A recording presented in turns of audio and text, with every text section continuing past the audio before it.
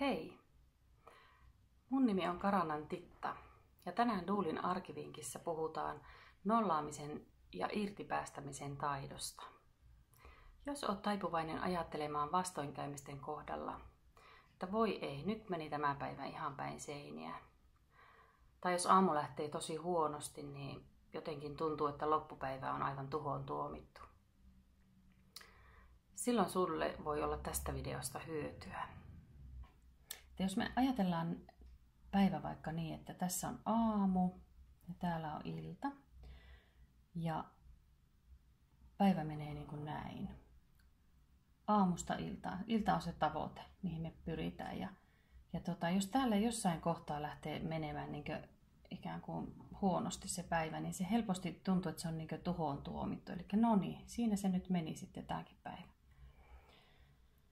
Mutta tämä Markovin ketjuteorian ajatus on siinä, että kun meillä on täällä se lähtöpiste ja täällä on tavoite, niin se matka koostuukin tämmöisestä ketjun palasista, joissa on tämä hetki ja se seuraava hetki.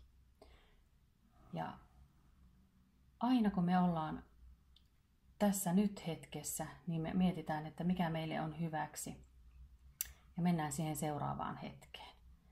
Ja tämä auttaa sitten siinä, että jos se lähteekin menemään, niin se voi mennä välillä niin ikään kuin taaksekin päin pois siitä tavoitteesta.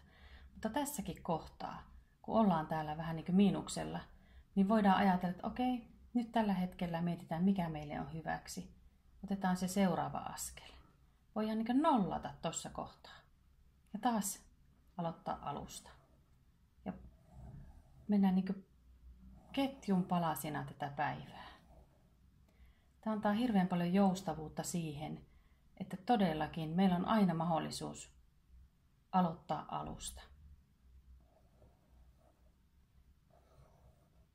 Ja kun me ei koskaan voida tietää aamulla, mitä se päivä tuo tullessaan, tämä ajatusmalli on aika jäykkä verrattuna tähän.